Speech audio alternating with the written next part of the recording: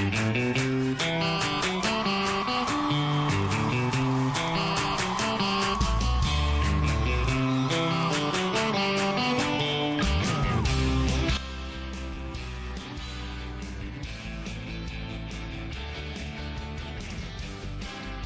to the Otters Cast, a podcast where we take you behind the scenes and getting to know the Evansville Otters. I'm your host, David Nguyen. If you grew up as an athlete, naturally, your mom or dad coached your team as a youth, whether it was pee-wee football, kid pitch baseball, or intramural basketball. But what would people say when they find out that your dad is your college baseball coach at a premier Division I university? Would you be able to live up to that pressure? And how would your relationship with your father be on and off the field? That is the path I went on with Otters outfielder Jack Meggs. Hear about his life as he lived in 3 different states in 3 stages of his life, growing up in an athletic family, playing for his dad at the University of Washington, his hilarious sense of humor, and much more.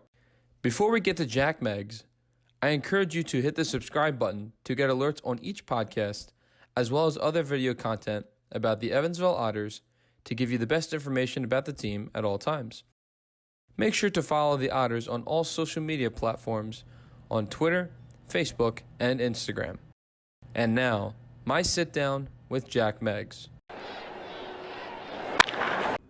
All right, Dave Nguyen here on the next edition of the Otters Cast. I'm with outfielder Jack Meggs.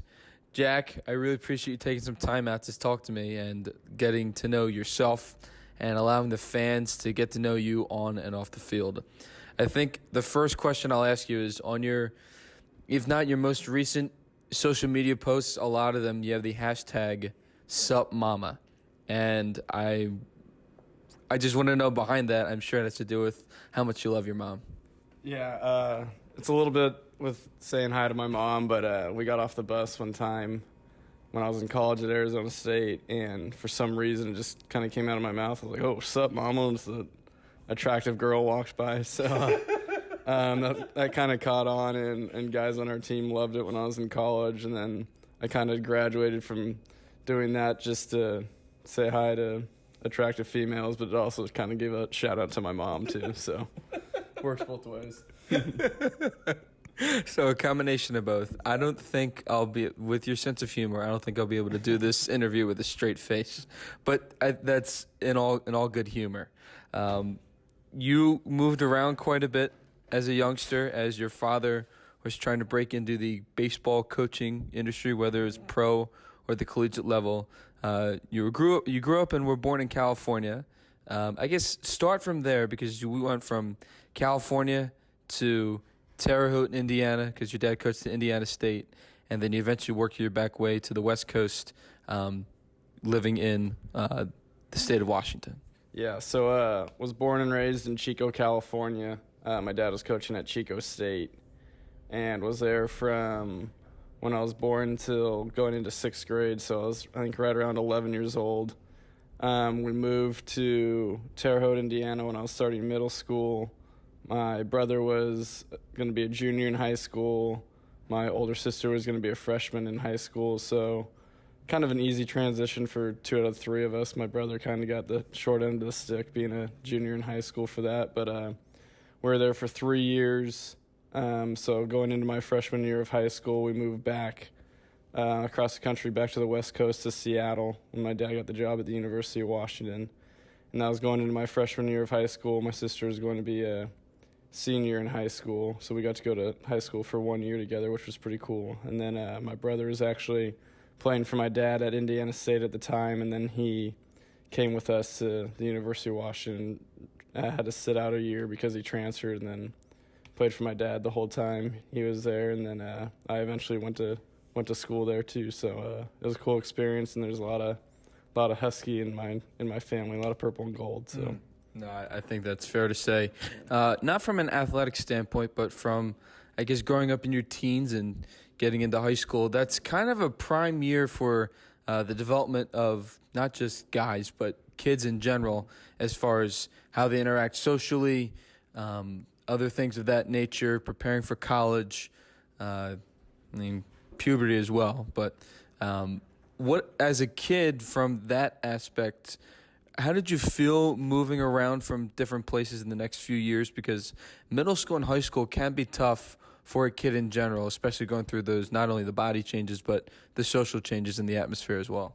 Yeah, it was cool for me to move across the country a couple times and just see how the entire country kind of interacts, and you get it's faster, upbeat in California, and then came to Terre Haute, and it's kind of more slowed down and a little more small town feel, and so that was cool, and it was a little bit of an adjustment just going out and meeting everybody, but sports helps, man, and that's kind of the key to everything. Was I went to my first football practice and was a pretty good football player, so I mean you kind of get friends right away from that, and ended up going to middle school with those guys, so I had some friends on the first day, and then when I go to high school, kind of the same thing. Football practice started before school started, so I had some friends going into school, and then it really my family's super tight just from moving across the country a couple times, and my brother and my sister are my best friends, and our friendship just grew from kind of relying on each other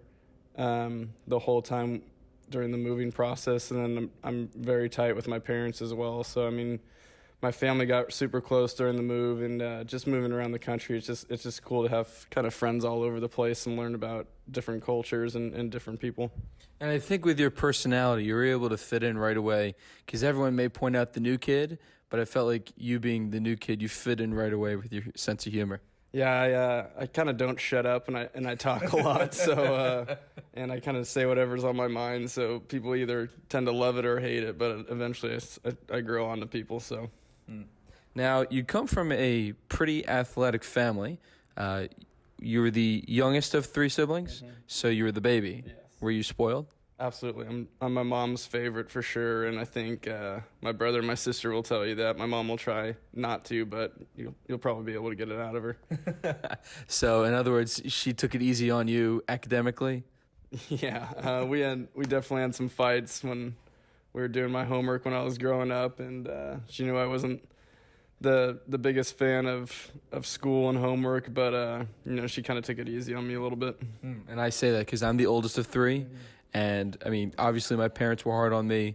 My sister, she's the only girl. My parents were hard on her as well. But my brother got it easy, and he didn't get yelled at as much as my sister and I. And we look back and say, what's going on? Yeah, definitely being the youngest, you kind of see what you can get away with, and you stretch the rules for sure. So I did that, and I probably stretched them as much as you could and kind of got away with stuff. But as long as I came home on time and I didn't break the law, I kind of went unnoticed. Now, you did live in California for a good part of your life. Hunter is from California as well. Do you have any of the California lingo in your vocabulary? Yeah, I mean, we do, and we'll say some stuff to each other and kind of get some head turns from some of the guys, and that's just kind of being from California, and guys will kind of make fun of you for it and kind of say something that will make you shake your head. But I mean, it's a great state, and yeah, it's a great state to grow up in, and you kind of have your own little lingo going on, so it's pretty funny. All right, so I'm going to ask you a couple words if you use them in your vocabulary. I asked them the same to Hunter. Is stoked in your vocabulary? Stoked is definitely in my vocabulary. I use that one a lot, so that's high up there. Okay. What about the difference between bro, brah, B-R-A-H, and bruh, B-R-U-H? Bro is kind of, I mean, that's, I think, in everyone's vocabulary, and that's from being one of your friends, like, hey, what's up, my bro, or what's going on, to someone says something, and it's like, bro. So, I mean, I use that one a lot. Brah is kind of when I'd be joking around with somebody, like, what's up, brah, or like just kind of messing around maybe with somebody I don't really know or I forgot their name. Kind of give them a brah. And then bruh, I haven't used that one, the one with the UH. I guess that would maybe be when you're mad or something, or like bruh, like kind of joking around like that. But definitely bro and bra are up there, but bruh's not really cracking the list. All right, and the last one, how about gnarly? Gnarly, that's That's kind of an outstretched one, but I mean, I'll use it if I kind of see something. It's more when I see something gross rather than cool. Be like, oh man, that's gnarly. But I guess people in California will use it a lot when they'll see something like a skateboard trick or surfing. But gnarly's not too high, but I'll mix it in there occasionally. Did you surf and/or skateboard growing up? I skateboarded a little bit and surfed a little bit as a kid growing up, but once the summer got and baseball was kind of the main occupation, I kind of got away from it. But every time I'm in California, I'm in the water doing something, whether it's body surfing, boogie boarding, or surfing. So I'm not the greatest, but I can for sure do it. So. Did you grow up near the beach, or how far were you from the beach in California? So I was pretty far up north. I was north of Sacramento and Chico. It's kind of a small town, but my she's from Southern California, and all of her brothers and sisters. She grew up with 8 brothers and sisters, so a big family. They all live in right around Newport Beach. So I mean, growing up, I was down there a lot of the summers, and my sister lives in Newport now, so I've been at the beach practically my whole life, but growing up in Chico, we were about 2 hours away from the beach. Now, growing up in an athletic family, your brother played for your dad at the University of Washington. Your sister played softball. You have cousins who have played college football at Colorado and at Kansas for baseball. So how competitive is it not only in your household, but when the extended family gets together as well? Yeah, it's very competitive, and we're very close with my cousins. And I talked to my cousin who played football at Colorado, and the one who played baseball is still playing baseball right now. I talk to them almost every day. So whenever we're together, there's some sort of competition, whether it's out on the basketball court or playing wiffle ball or throwing the football around. But definitely the most athletic person in my family is my sister, and that's between my family and all the families. She played college basketball for 4 years and then came back to Washington and played softball for her 5th year, and when she was doing her master's. And I think hands down she's the most athletic, and if she hears this, she's going to be fired up, but let's hope that she doesn't. So. That's fair to say. Would everyone agree amongst your siblings and cousins that your sister is the most athletic? I think you could get it out of them, and definitely everyone's parents would agree that she was the most athletic. We would go to her games, and she would just dominate every sport that she played. But you would have to kind of get it out of the cousins and my older brother. So, but I think they would all agree at the end of the day. Okay, so you did play point guard in basketball. Has your sister crossed you up in a pickup game? Oh, absolutely. I've rolled plenty of ankles trying to guard her, and she knew how to beat me, and I'd get so frustrated that I'd make her stay on the court until I won, and I'd chirp at her a little bit and yell at her until I finally won a game, and it took a while. But yeah, she's definitely crossed me up a few times. Well, at least you're proud to admit that. Yeah, I have to. So she'll hear it, so she'd prove me wrong if I didn't admit it. So growing up, I'm pretty sure you played basketball, football, baseball. Was it all year round? You never had a break? Yeah, it was definitely all year round. It was football leading into basketball, and then leading into baseball, and that's how you want it as a kid. And I think that helps you grow for each sport, and it definitely helped me leading up to my professional career in baseball, was learning stuff that I did in basketball and on the football field. So I think every kid, if they have the chance, should play multiple sports, and it just helps them grow and helps them mature as a person and player. So was it competitive AAU travel baseball and basketball? I don't know if that's for football, but was it travel leagues? Because there are these AAU teams and travel select teams that are around and across the country. Yeah, it was usually just Pop Warner football when I was growing up to high school football, and then for basketball it was AAU basketball since 5th grade leading up to my freshman year in high school, and then baseball was your classic little league and then your all-stars, and once you go up and get too old for that, it was the travel ball teams, and then high school summer ball leagues and all that going into college. So it was definitely nonstop. So with you playing all 3 sports, what sound do you prefer? You have the ping or the crack of the bat. You have the sound of the helmets and the shoulder pads with the smell of the grass. Or do you prefer the swoosh of the basketball going through the net as it bounces on the hardwood? As much as I love the crack of the bat and as much as baseball has been so big in my family, I think there's nothing like just kind of strapping up your helmet on a Friday night for a football game. And I mean, you're with your best friends in the locker room, and I think there's nothing like just strapping up that helmet and running out of the tunnel. That's some of the best memories I've ever had in my life were from high school football. So I think that's going to be number one, and then the sound of the crack of the bat off a wood bat's going to be number two. So. No, there's nothing like Friday Night Lights. There are a handful of guys who have played quarterback on the team, and I'm sure they could say the exact same thing that you're saying.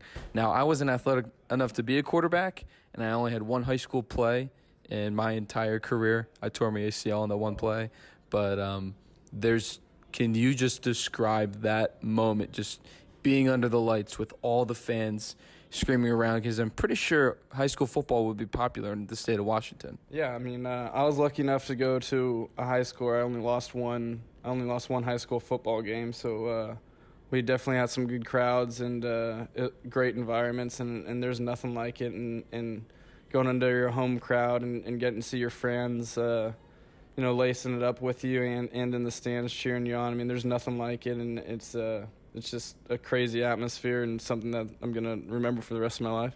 Now, you went to Bellevue High School, the Wolverines, and I'm kind of jealous because your football helmets are very similar to the University of Michigan.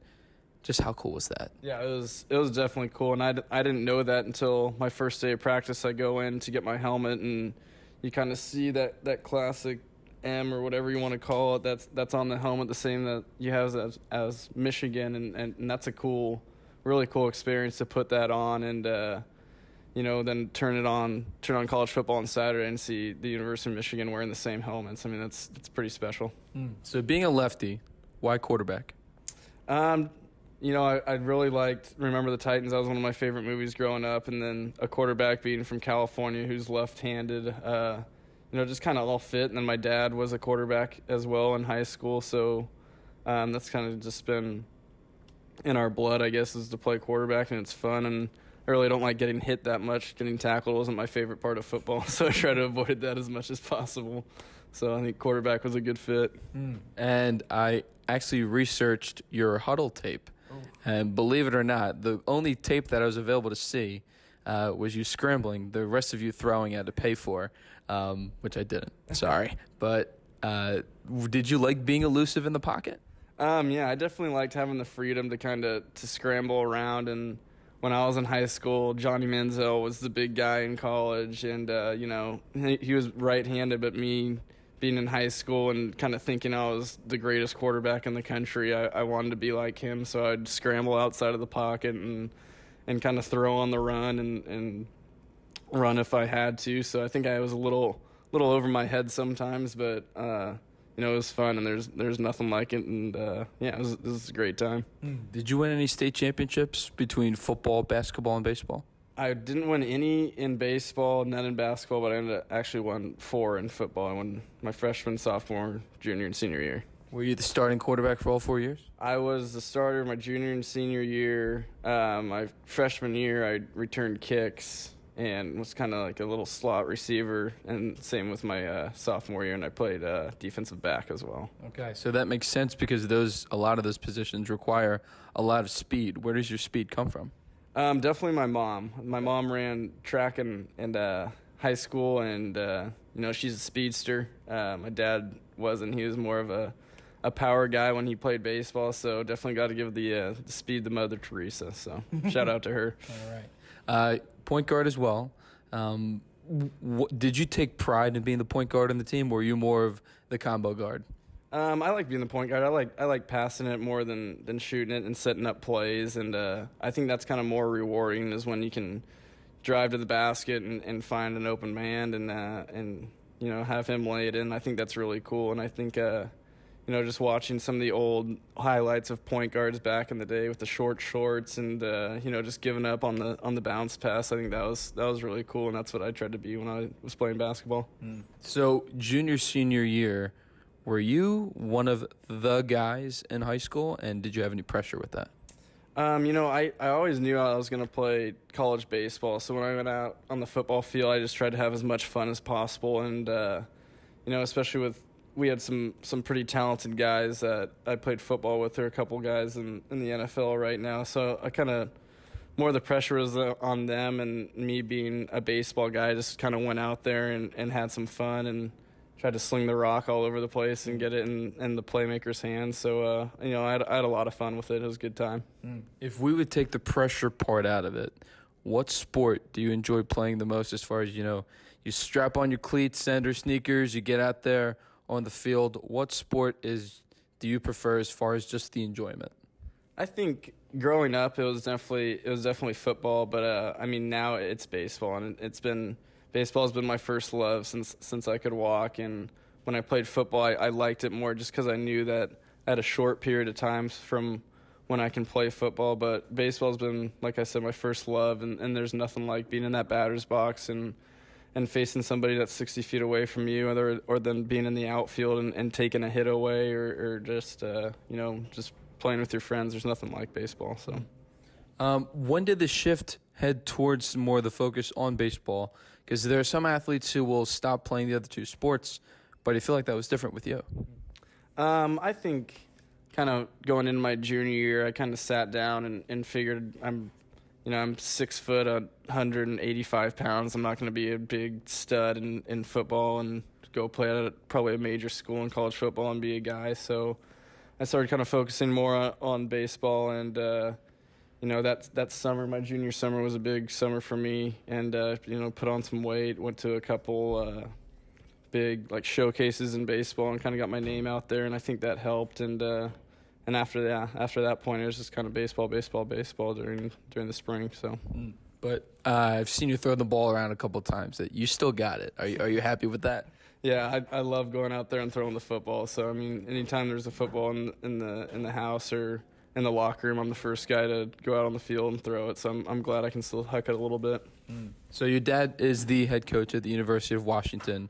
When you were a senior, was there any pressure to play for your dad, or did your parents say you can go to whatever school that fits you best, go on to different schools, go on the tours, and then make your decision? Yeah, and I went on a couple visits my junior year and my sophomore year, but at the end of the day, I knew I wanted to go to the University of Washington, help turn around that program and that culture, and seeing my brother and my dad's relationship when I was growing up with them playing with each other was something that I wanted to have and I wanted to be a part of. So it was a pretty easy decision for me, and my parents were great about it. They said it's all up to you. You can do whatever you want. If you want to go all the way across the country, or if you want to be 15 minutes away from us, we're going to have the same support for you, and it's your decision at the end of the day, and I made the right one, and I'd never regret it. So Now, you were recruited by USC, Cal State Fullerton, and San Diego, among other schools to go to, but what was it about Washington? I'm sure your dad's being the head coach was a part of it, but what else was it that allowed you to become a Husky? I just think being in the Pac-12 and having that new stadium. We had a new stadium built my freshman year, and just seeing how competitive they began to be. And I wanted to be one of the first teams to take the University of Washington to Omaha. Unfortunately, I didn't get to conquer that goal. They went the following year, but I got to change the culture of the program, and I wanted to do that, and I wanted to do that with my dad. I thought that would be a really cool story, and I think it was, and never regret the decision that I made. Now, was your dad always your youth baseball coach growing up until, obviously college, or did he stop coaching and then he became one of your coaches in college?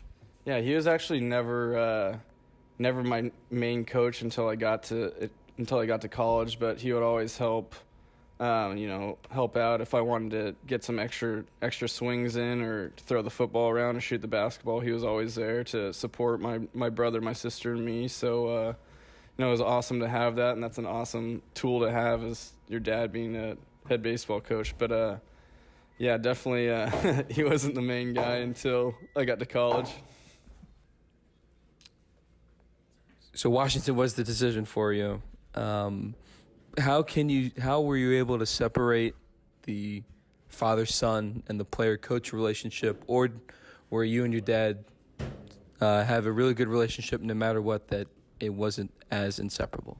Yeah, I mean, it definitely took some time to kind of separate coach and son and player and coach, but we did a good job. Just kind of, hey, like, when I'm at the field, you're my coach. When I'm off the field, you're my dad. And I think it was a little harder on him more than anybody, but he did a great job, and we never really butted heads at all on or off the field. And I knew everything that he said to me, whether it's criticism or positivity, he was just trying to help me out and help me become a better man and a better player. So I owe a lot of credit to him for how far I've come in my career. Now, did you get the stuff where people are saying, oh, it's Lindsey's son, that's why he's playing? Or I'm pretty sure from your stats that you showed that you deserve to be out there on the field. Yeah, I mean, anywhere I go into a hostile environment, I would always get chirped at for being the coach's son, and I had fun with it too. And with my personality, I would say stuff back, and that would kind of make it worse. And I remember at Oregon State, I got spit on in the on-deck circle, got a beer poured on me, and then I caught a fly ball. I flipped it up to the guys in center field, and they fired it right back at me. So I mean, it's all fun and games, and I had fun with it, and I probably said some stuff that I shouldn't have said, but I think once I kind of went on the field and played, you realize that, hey, he's not just in there because his dad's a coach. He's in there because he's a good player and compete. So, I think I just kind of let my actions play out. So, there's a saying that goes along with that. It's all fun and games until someone loses an eye. Then it's hilarious. Yeah, it was all fun and games until I got a Bud Light poured on my head. So. You played really well at the University of Washington. You graduated in 2017. You guys had a pretty good recruiting class heading in, as well as a lot of veteran guys returning from the previous year. Unfortunately, you weren't able to get to Omaha in your senior year. Is that something that you wish you could take back and try to rewrite a little bit? Yeah, absolutely. We made it to the postseason my freshman and junior year, and coming back after my junior year, going into my senior year, I knew that I wanted to come back to school, and I told people I wanted to come back to school, because my main goal was to get to the College World Series, and I knew we had a good class coming in, and I knew we had some good guys coming back, so I thought it was the best fit for me. And unfortunately, we didn't mesh soon enough, and we didn't get rolling until later in the year, and it was too late. So there's definitely some regret with that, and I wish I could take some things back and do some things differently to try to help get our team into the postseason that year and eventually get to Omaha. But I don't regret anything with the 4 years, and it was the best time of my life. So always happy about it. And another dad question: just throughout those 4 years, what does that mean to you that you and your dad were able to see your journey develop in college? Yeah, I think it was awesome. We kind of had the same goal to get to the College World Series, and I thought it'd be extremely special to get there with him, and just to have him in the dugout and see me mature as a player and a person. I think that was really special, and not a lot of dads and sons get to have that relationship. So I know we're both extremely grateful, and to have him in my corner is, it's truly amazing to have that kind of access and that kind of respect in each other's corners. I think going back to Washington from your senior year is rather easy for you because you thought you were going to get drafted, and after your junior year, you did in the 25th round. But I feel like you had better, your play was better than the 25th round. So you went back to school for your senior year and eventually got drafted in the 10th round by the Athletics. I guess from your junior year to your senior year, what did you work on more to get yourself in a better position for after you graduated?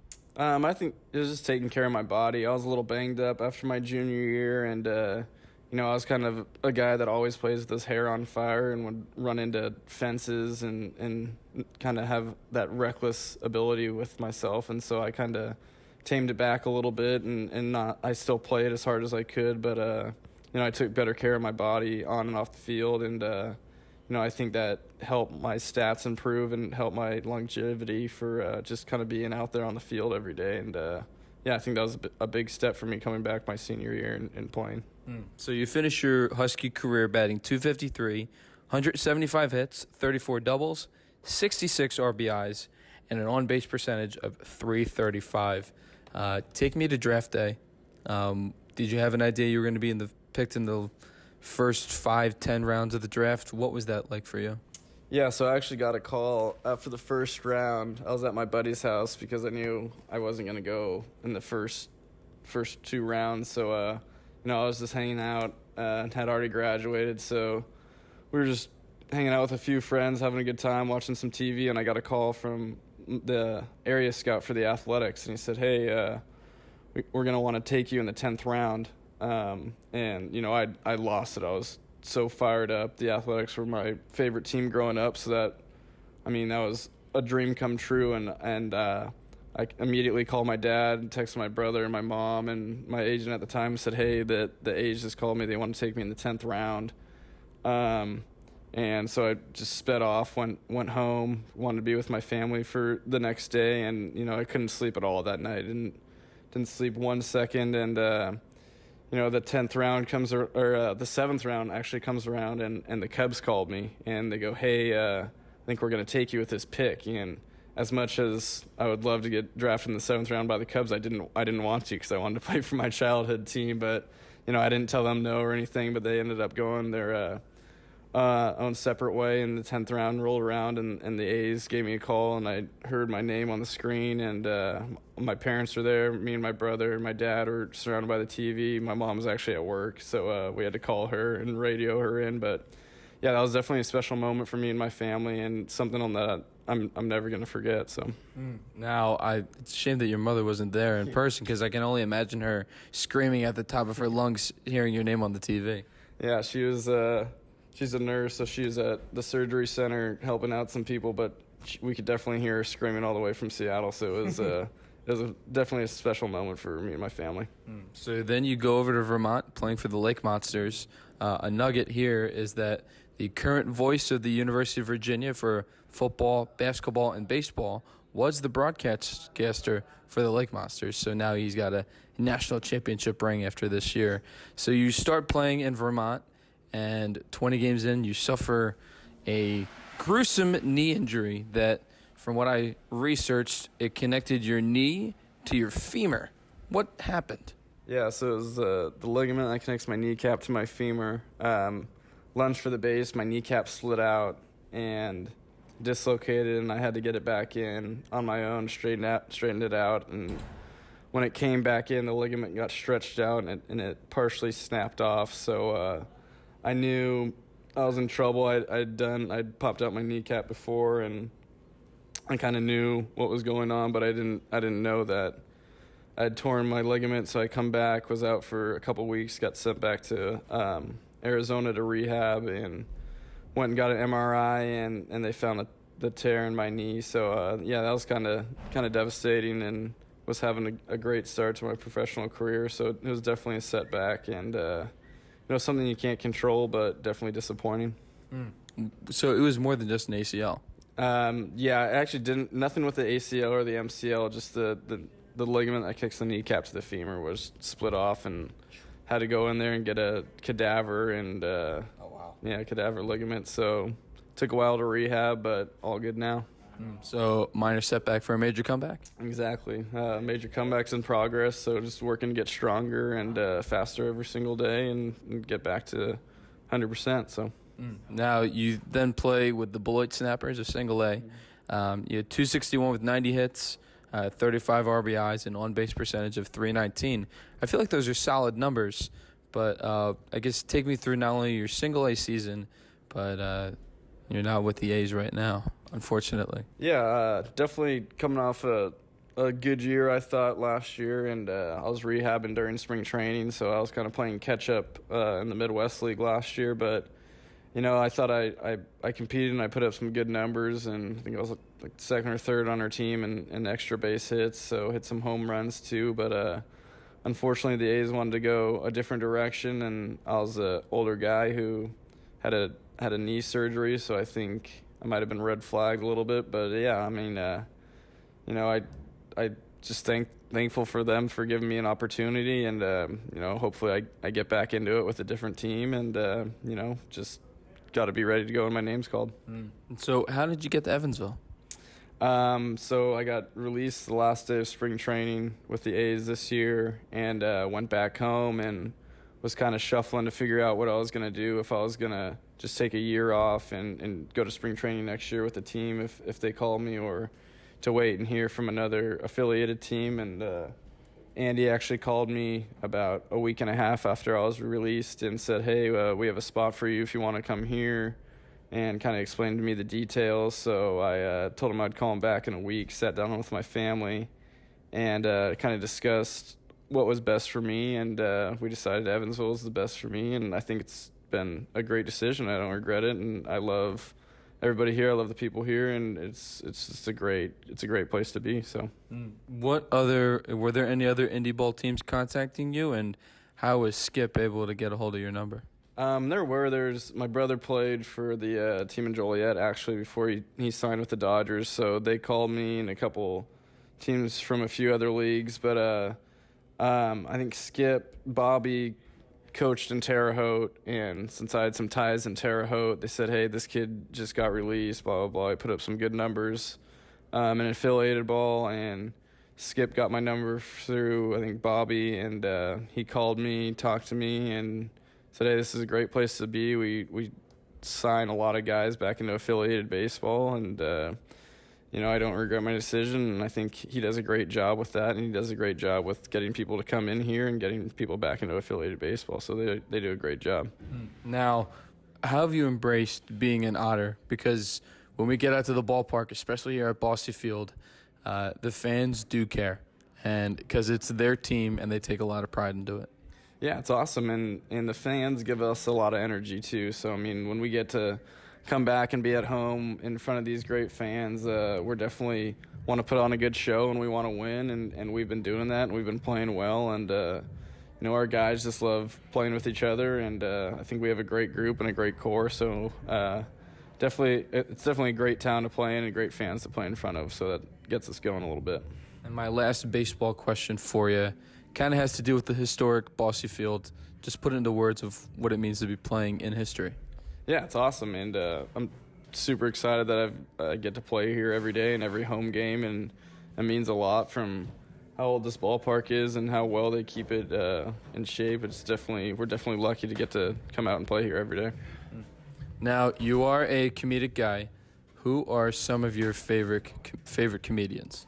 Definitely Will Ferrell. Will Ferrell is my favorite one. He's number one. Like Dave Chappelle too. I watched a lot of Chappelle show when my parents would go to sleep, and I'd get control over the TV as a young kid. So definitely Will Ferrell and Dave Chappelle. Okay, is Andrew Dice Clay on there?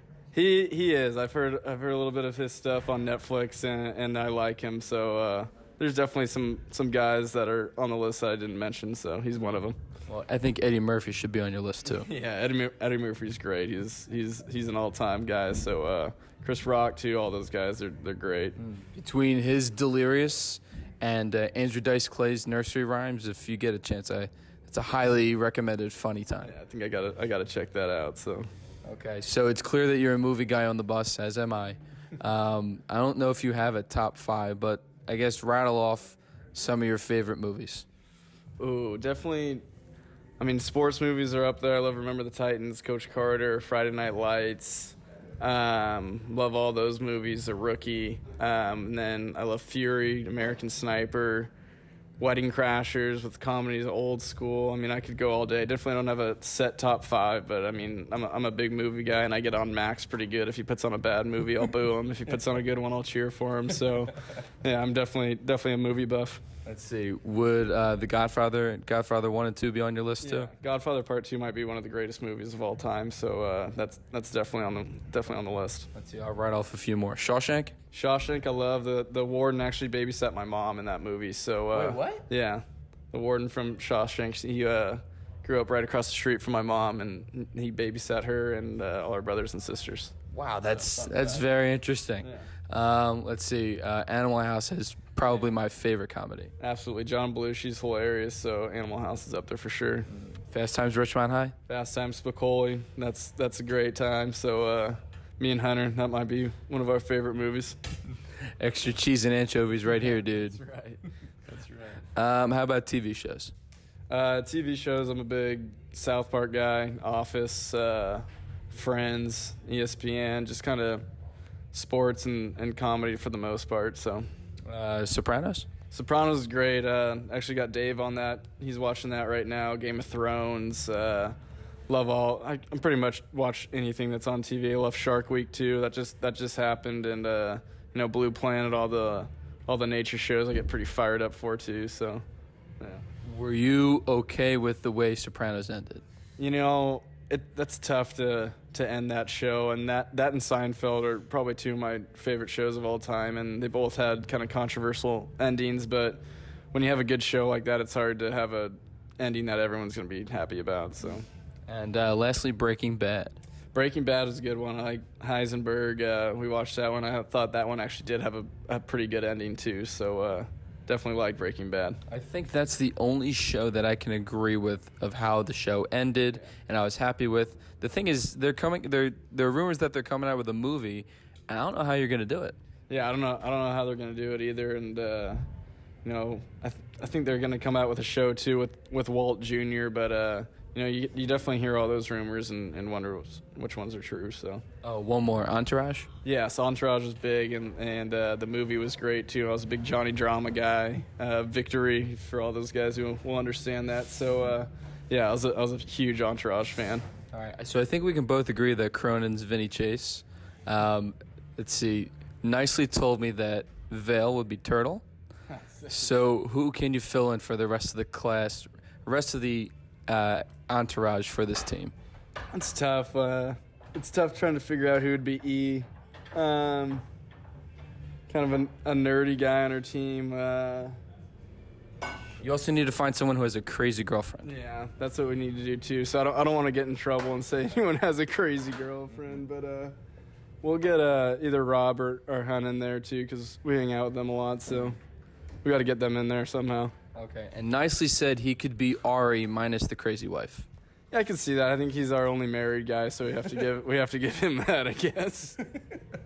Fair enough. So we are recording this on a Bud Light Thirsty Thursday. If you're a fan in the stands, what are some of your favorite choices of beverage?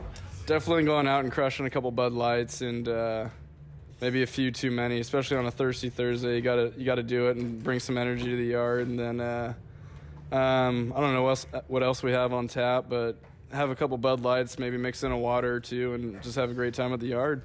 When it's not at a ballpark, but you're out with your friends, what are some of your drinks of preference? I'm a huge chocolate milk guy. So chocolate milk?